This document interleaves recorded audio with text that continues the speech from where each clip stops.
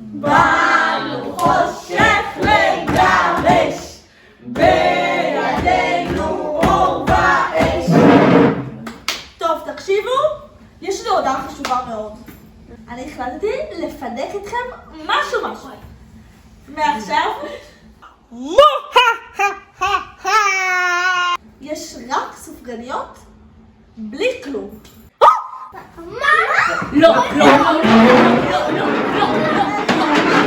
אין יותר טעם לחיים. כן?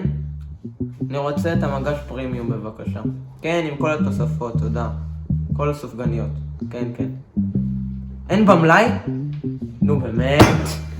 לא ייתכן, סופגניה כשריבה אין.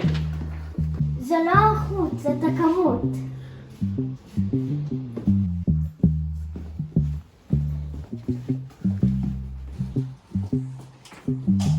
היי. למה? רגע, יש כאן משהו. זה ריבה.